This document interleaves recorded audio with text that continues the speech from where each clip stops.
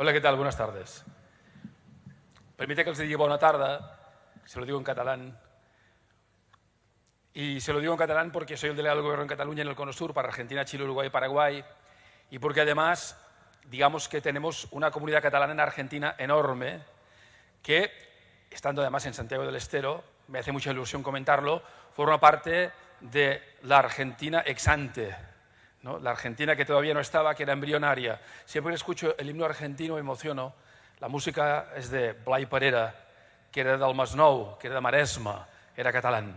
Con lo cual, cuando escucho el himno argentino, si me lo permiten, siento la emoción de aquel catalán que en ese momento escribió esa música para ese maravilloso himno que tienen ustedes. Así que muchas gracias a SAP, muchas gracias a Marcelo en nombre de su responsabilidad en la OCDE, a Santiago del Estero, al Gobierno, muchísimas gracias por darnos esta oportunidad de hablar aquí ante un auditorio tan distinguido. Cuando hablamos con Marcelo de lo que queríamos hablar hoy, se nos ocurrió que podíamos presentar un poco cuál es la situación en Cataluña, pero en el marco europeo, y pensando también en que, según dijo Lula ayer, el 20 de diciembre, igual firmamos ese famoso acuerdo, largo acuerdo, complicado acuerdo, entre la Unión Europea y el Mercosur. Y por lo tanto nos parecía adecuado poder explicar un poco cómo estábamos nosotros y cuál era nuestro plan ante una situación como esta y en un mundo como el de hoy. Si me permiten, antes de empezar, no puedo evitar de ser solo un poco disruptivo, solo un poco. Me han encantado las presentaciones anteriores, me han parecido muy interesantes, he aprendido mucho, muchísimo, pero me gustaría dar un pequeño apunte. Miren, yo soy abogado de formación y soy periodista. He sido gestor deportivo, me he jugado mi patrimonio en mi empresa. Mi familia fundó en 1914 un pequeño comercio que duró 97 años hasta que mi madre se jubiló. Mi primer trabajo fue ser dependiente detrás de un mostrador, con lo cual yo vengo del ámbito privado. Y digo eso porque creo que para mí eso es un capital fundamental, importantísimo, imprescindible para el ejercicio de la función pública.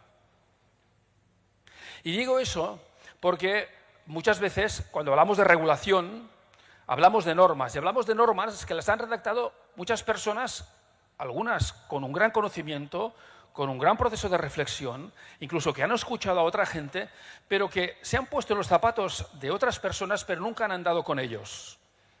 Y creo que es importante tener callos en los pies, ponerse los zapatos, andar un trecho y darse cuenta de que la empatía funciona cuando tú has estado allí y puedes hablar con otra persona que viene a comentarte un problema porque tú lo has vivido. Cuando tú has vivido un problema, cuando lo has vivido en tus carnes, no hace falta mucho más. Y eso es fundamental. Y eso no se soluciona, digitalizando nada. Eso se soluciona desde el sentido común y la coherencia. Tenemos un mundo con hipertrofia normativa, y se lo dice un abogado que se ha ganado la vida durante 30 años en su despacho. Hipertrofia normativa. Sé que alguien me dirá, simplificación sí, desregulación no. Podemos hablarlo, podemos debatirlo. Nosotros estamos en el entorno de la Unión Europea, que es un lugar muy normativizado.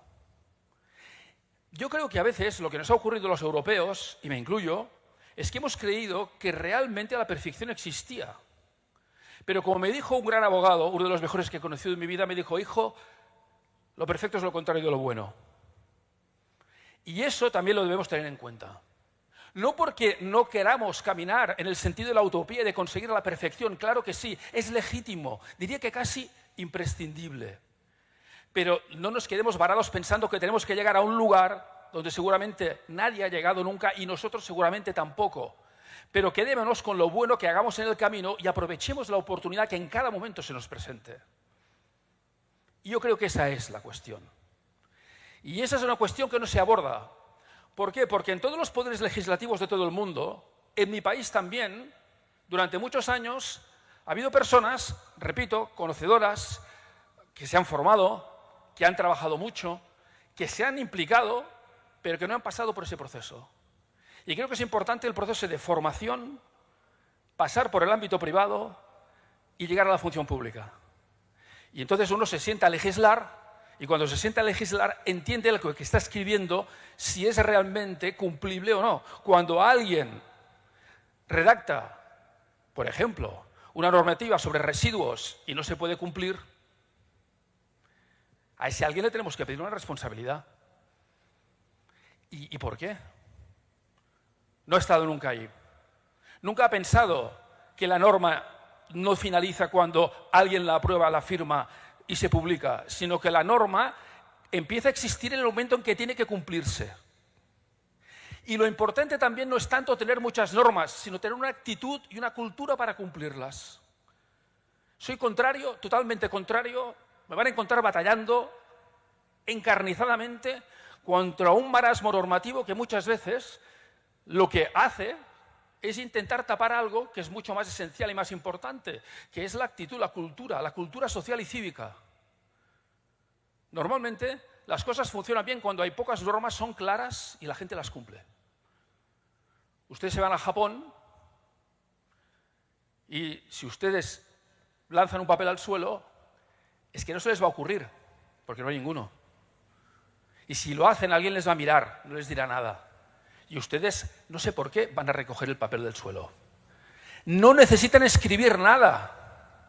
No, porque eso forma parte de su cultura, forma parte de su cultura familiar, forma parte de su cultura escolar, forma parte de su vida. Y eso les hace ser mejores. Y no necesitan que nadie venga después a hacer una auditoría sobre si la norma se ha cumplido más o menos, que está muy bien, que debe existir la auditoría. Pero lo importante no es eso. Lo importante es que realmente tengamos ese valor incorporado. Perdonen, he sido muy disruptivo y muy apasionado, pero tenía que decirlo.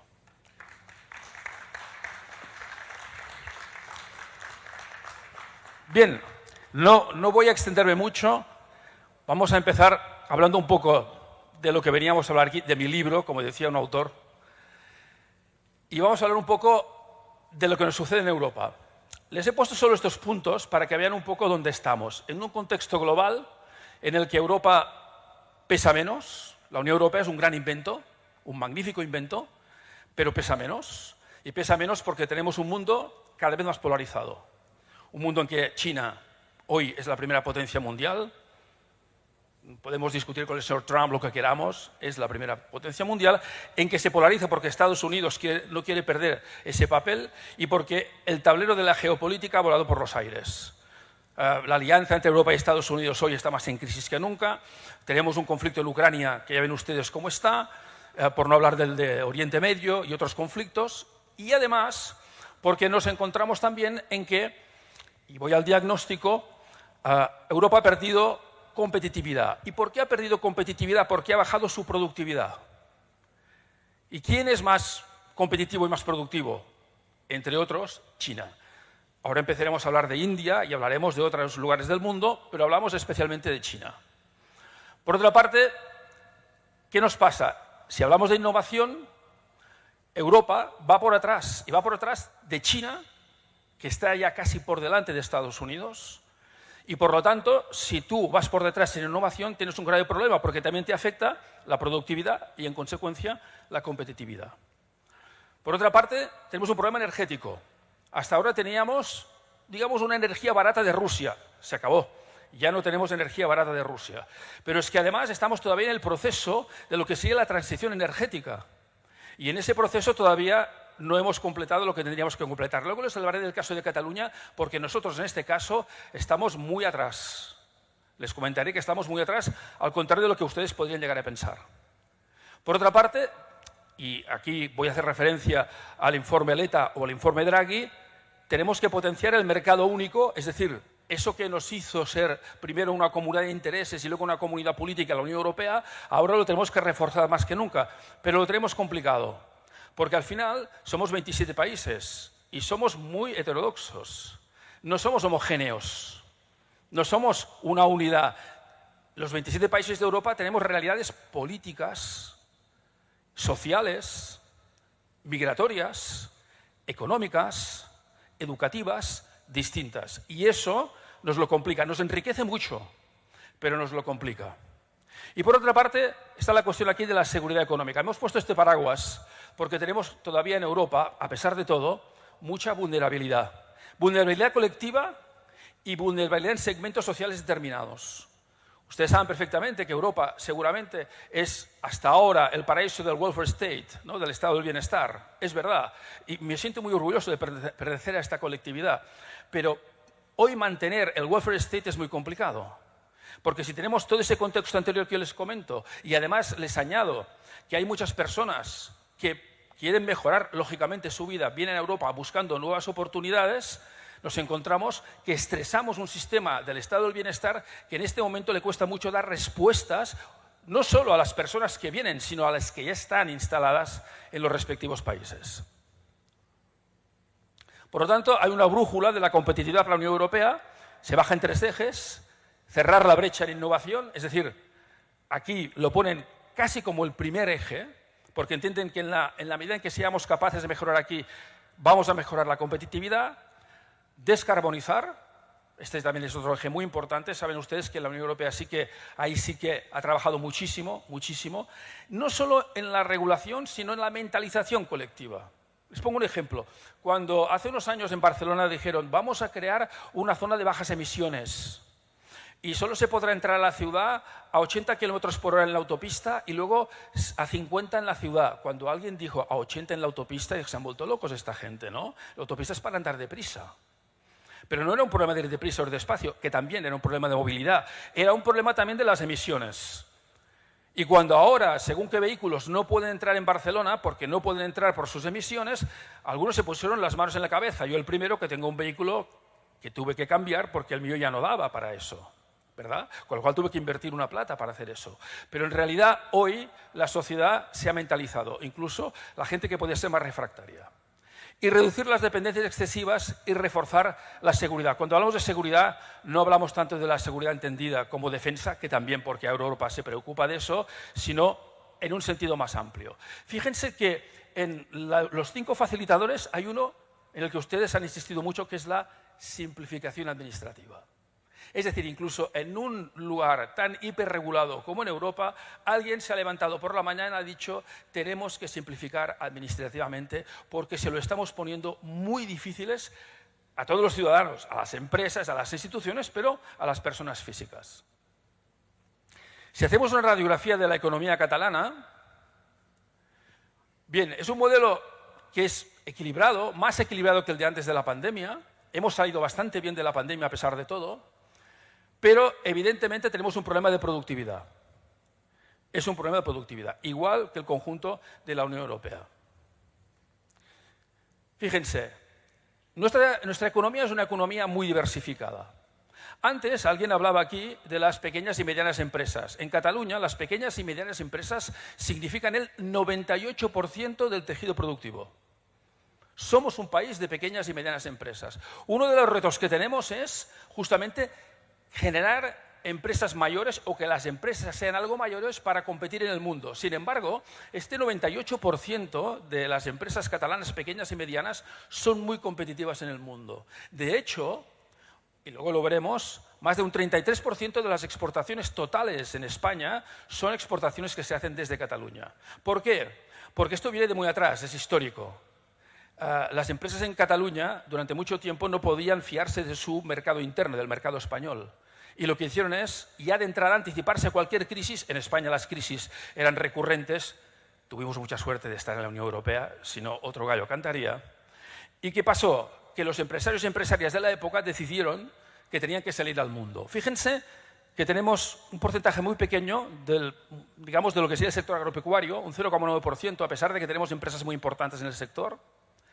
Tenemos la industria, un 18,6%, que sigue siendo muy robusta, aunque está sufriendo ese embate de esa competencia tan fuerte que tenemos a nivel internacional. La construcción, que está en un 4,7%, que ha mejorado mucho en los estándares que teníamos antes de la burbuja inmobiliaria nefasta del año 2008. Aquello fue terrible, todo el mundo pensaba que estábamos creciendo sin fin, como si la economía no tuviese ciclo alguno, ¿verdad? Y tenemos el sector servicios. Cataluña es uno de los destinos turísticos más importantes del mundo, pero cuando hablamos de servicios no solo hablamos de turismo. Hablamos de empresas profesionales, hablamos de empresas tecnológicas, etc. Bien, hablábamos de la tendencia exportadora que teníamos, de esa vocación. Fijaros que Cataluña destaca por una capacidad de atraer inversión extranjera. Voy a hacer un pequeño apunte aquí. La colonia argentina, fuera de Argentina, más grande del mundo, está en Cataluña hoy. Tenemos 110.000 ciudadanos y ciudadanas argentinos, 110.000. La mayoría radicados en Barcelona y lo que sería su área metropolitana. Solo en Barcelona tenemos un hub tecnológico argentino con 140 empresas. Desde startups muy pequeñas hasta empresas como Satellogic. ¿Qué quiere decir eso? Quiere decir que en Argentina se genera muchísimo talento, muchísima capacidad emprendedora y muchísima capacidad para integrarse en otros mercados, en este caso en nuestro mercado. Y estamos trabajando en este hub tecnológico con el Consulado de Argentina en Barcelona, que por cierto es el más importante de todo el mundo. Y tenemos dos puertos importantes que son Barcelona y Tarragona. Ahí sí que estamos ganando la batalla de la innovación. En los últimos 28 años el puerto de Barcelona ha ganado muchísimo valor. Valor no quiere decir transportar millones de contenedores. Una empresa, por ser muy grande y producir mucho más, no es más eficiente ni gana más dinero. El puerto de Barcelona no es de los más grandes del mundo, pero resulta que hoy, en una experiencia de los 6 puertos, digamos, piloto más importantes del mundo, uno es Barcelona. Y eso quiere decir que hoy Barcelona tiene el puerto más y mejor diversificado de todo el planeta. Eso se ha hecho a base de innovación. Y se ha hecho yendo a Shanghái, por ejemplo, a ver cómo es el puerto de Shanghái y ponerse en el puente de mando del puerto de Shanghái, y entonces uno se da cuenta que efectivamente China va muy, muy por delante. Bien, lo que decíamos antes de las empresas, pequeñas y medianas, 36 como una empresa por cada 1.000 habitantes, y necesitamos empresas que tengan una mayor dimensión. Las inversiones sobre I+D son importantes en Cataluña. Hemos convertido Cataluña en el polo tecnológico más importante del sur de Europa. En el año 1992 hubo una persona, un político, un ministro del gobierno, que pensó que teníamos que crear una cosa que se llamaba clúster. En el año 1992, clúster la gente no sabía qué era. Pero ese hombre pensó que debíamos trabajar en la política de clústers. A través de lo que primero fue el COPCA y luego fue Acció, que es la Agencia de Competitividad de Cataluña, se generaron los clústers. Uno de los más importantes es el clúster de la biotecnología. Hoy el clúster biotecnológico en Cataluña da empleo directo a 260.000 personas y supone el 7,5% del Producto Interior Bruto, y sigue creciendo. Y además está acompañado de infraestructuras de primer nivel. El sincrotrón ALBA, que es un acelerador de partículas importantísimo, y el Supercomputing Center, que es un gran supercomputador, uno de los más grandes que existen en Europa en este momento, y con el que trabajamos con algunas empresas también de aquí, de Argentina y del área del Cono Sur. Por otra parte, decíamos, atraemos a mucha población extranjera. Hoy somos 8 millones de habitantes. En tan solo 25 años hemos crecido un 25% la población. Complicado, ¿verdad? Es complicado gestionar eso en un país tan pequeño, porque somos un país de 37.000 kilómetros cuadrados. Imagínense ustedes cuando lo comparo con Argentina, ¿no? ¿Verdad? Es muy pequeño el país. Y es verdad que tenemos una tasa alta de empleo, tenemos un 69,9% de una tasa que es muy buena, pero tenemos problemas con el paro estructural, desempleo juvenil creciente y también, otra cosa, generar empleo de calidad, porque la cuestión no es generar empleo por generarlo, sino generar empleo de calidad, es decir, dar calidad de vida a la gente. Bien. Tenemos un déficit de financiación. Si hablo aquí con los responsables políticos de las provincias argentinas, me dirán la coparticipación. Me hablarán de eso, ¿verdad que sí? ¿Verdad? Bueno, si quieren nosotros podemos hacer una cátedra de eso, ¿verdad? Tenemos lo que se llama un déficit fiscal muy importante. Y lo hemos tenido de manera sostenida durante muchos años. Hay quien los calcula entre 15.000 y 22.000 millones de euros anuales de déficit fiscal. Y además, el problema es que las inversiones del Gobierno Nacional de España en Cataluña no se han ejecutado, a veces ni tan solo en un 60, en un 70% anuales. Imagínense que cada año, de un 100% que tengan que invertir en Cataluña, solo se ejecute la mitad, o el 60 o el 65%. Eso, acumulado durante muchos años, genera un problema muy grave porque las infraestructuras, sobre todo, se resienten mucho.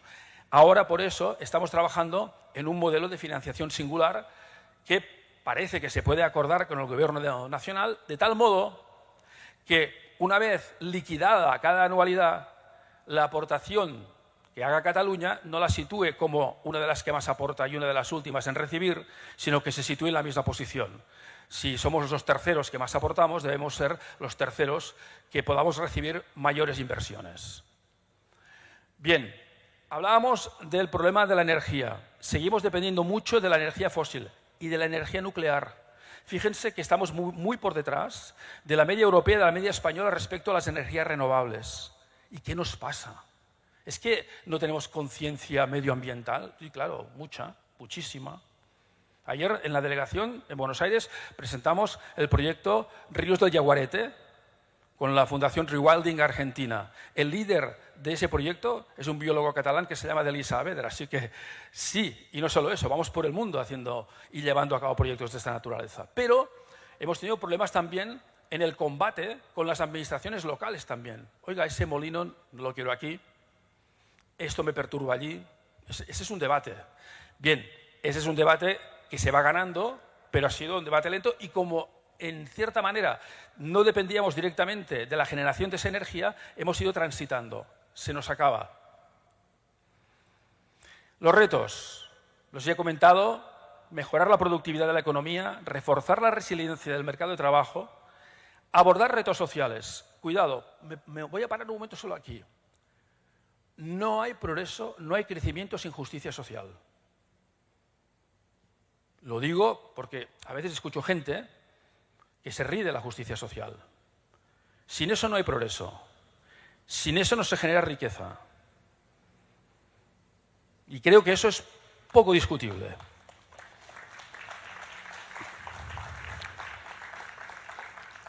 Hablábamos de la descarbonización y, en nuestro caso, fortalecer nuestras instituciones, que quiere decir mejorar la autonomía fiscal. ¿Por qué mejorar la autonomía fiscal?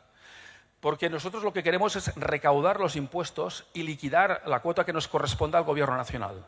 Ahora estamos, en cierta manera, invirtiendo esa ecuación. Hay una parte que sí que se recauda desde Cataluña, pero la mayoría se recauda directamente desde la Administración central. Y queremos cambiar eso para liquidar lo que nos corresponda cada año, pero que la recaudación sea de una agencia tributaria catalana. Eso tiene una dificultad. ¿Por qué? Porque una agencia tributaria, aunque ya tenemos una, tendría que crecer mucho para poder gestionar, digamos, tamaña cantidad y de ese volumen impositivo. No va a ser fácil, pero estamos en ese camino. Y hemos elaborado un pequeño plan, y acabo muy rápido porque me estoy pasando muchísimo de tiempo. Bien, este es el plan que tenemos hasta el año 2030. Queremos invertir 18.500 millones de euros en ese periodo y queremos crear, digamos, un nuevo operador. Es uno de los programas de inversión pública más importantes de Cataluña en el siglo XXI, sin ninguna duda. ¿Y qué queremos? Queremos llevar a cabo 200 actuaciones y de esas 220 queremos que sean especialmente destacadas. 5 objetivos: progreso económico, avance social, transición ecológica, lo que comentábamos anteriormente, vertebración territorial. Cataluña, a pesar de ser un país pequeño, es un país desigual. Un poco lo que ocurre en Argentina, ¿verdad? 40% del Producto Interior Bruto y de la población concentrada en la provincia de Buenos Aires. Y en un territorio enorme. En Cataluña el territorio no es así de enorme, pero lo que es Barcelona y el área metropolitana concentra casi el 50%, 40 y pico por ciento de la población en Cataluña, y eso quiere decir también del Producto Interior Bruto. Hay lo que nosotros llamamos un rerepaís, es decir, el país que está detrás del área metropolitana. Yo soy de allí. Soy de una ciudad que está a 70 kilómetros de Barcelona, que tiene 81.000 habitantes, y es una ciudad que es potente, que es una ciudad que funciona, que es una ciudad que tiene problemas como todas, pero que muchas veces puede verse, digamos, que casi aspirada por el área metropolitana. Bien, en eso estamos. Y algo muy importante en Cataluña, que a veces cuando lo hablo aquí en Argentina hay alguien que me mira un poco raro, que es el consenso público-privado. Perdonen, para nosotros, para los catalanes, esto es innegociable. ¿Y saben por qué? Porque nuestro país se construyó desde la sociedad civil. No se construyó desde arriba, se construyó desde abajo. Lo construyeron las instituciones religiosas, las entidades civiles, las corporaciones sanitarias, las entidades culturales, las entidades deportivas, el Barça, claro que sí, ¿no? Eso es lo que formó. Y luego, la administración, ¿qué hizo? Acompañar.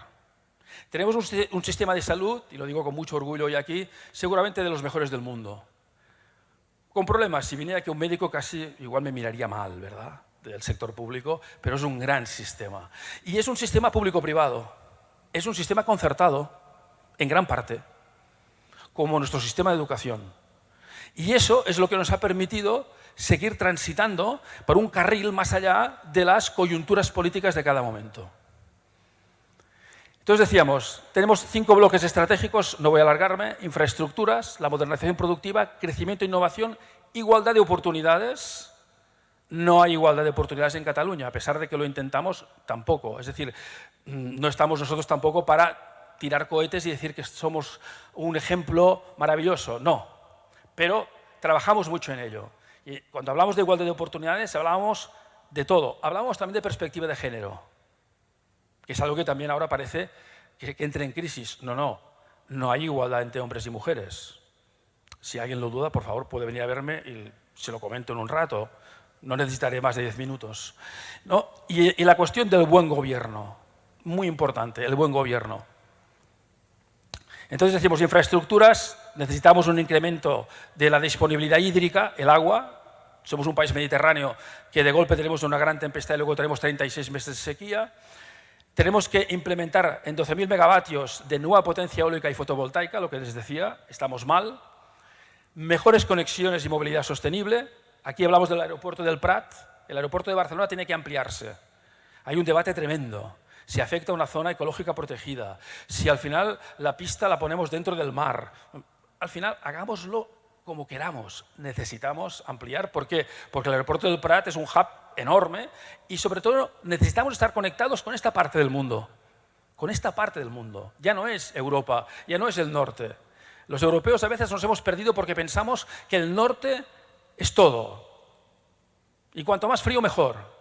Sin darnos cuenta que en el sur hay mucho talento y mucho conocimiento. No solo hay un mercado, no hay un mercado solo. Hay mucho por aprender aquí. Y mucho con quien cooperar y con quien colaborar. Y un territorio plenamente digitalizado. La modernización productiva, no me voy a alargar. Tenemos sectores prioritarios: agroalimentario, movilidad y transporte, digital, energías renovables, industrias intensivas en energía y salud, biomedicina especialmente. Tenemos también el conocimiento y la innovación. Aquí les quería hacer yo un apunte. Nosotros hace mucho tiempo que trabajamos habiendo roto un tabique, que nos ha costado mucho, entre el ámbito del conocimiento y el ámbito de la empresa. A veces parecía que las universidades o los centros de formación fueran por un lugar y las empresas por otro, y muchas veces acababas formando a gente que luego tenía problemas para integrarse en el mercado laboral, las empresas tenían exigencias o requisitos que no se cumplían. Lo hemos acompasado mucho. De hecho, esta semana tuvimos una magnífica reunión con el máximo responsable de lo que es la formación profesional del Gobierno de la Nación, que es un gran profesional que ha estado en otras administraciones, y justamente con unas escuelas catalanas que están trabajando aquí en Argentina para trabajar en la mejora de lo que se llama la formación dual, que es esa formación acompasada entre las empresas y el mundo de la docencia. La igualdad de oportunidades, no voy a insistir. Hay una cuestión muy importante aquí, que es el tema de la vivienda. Si ahora voy por Cataluña y voy andando, no sé qué pasa aquí, pero les explico lo que pasa en Cataluña. La primera preocupación que tiene la gente, casi la primera, es acceso a la vivienda, a una vivienda digna. No hablamos ya de una vivienda de compra, estamos hablando de poder alquilar un departamento. Eso se ha convertido en una misión complicada en Cataluña. En Barcelona ni les cuento. Pero incluso en su área metropolitana es muy complicado. Por eso queremos construir 50.000 viviendas en este periodo y ver esas viviendas puestas a disposición, sobre todo de gente con bajos recursos y de gente joven que muchas veces se ve imposibilitada a pesar de haber cursado una carrera, de estar trabajando, de tener 2 másters. Bien, porque al final el salario no guarda proporción con el precio de la vivienda. Y aquí acabo. Tenemos simplificación administrativa y normativa y la transformación del sector público con datos de inteligencia artificial. En ese punto estamos todos muy de acuerdo, pero hay una cuestión también muy importante, que es cómo regulamos eso desde la ética. Desde la ética. Y cómo lo compatibilizamos, por ejemplo, con las leyes de protección de datos, por decir algo. Y por lo tanto, ahí tenemos mucho trabajo por hacer, pero es claro que este es un camino que nosotros no podemos dejar de transitar. Bien, hasta aquí la presentación. Yo espero no haberme alargado demasiado, no haberme hecho muy pesado. En cualquier caso, estoy a su disposición para contestar cualquier pregunta y esta presentación más ampliada, así que un poco más pesada, la tengo a su disposición para cuando quieran. Muchas gracias.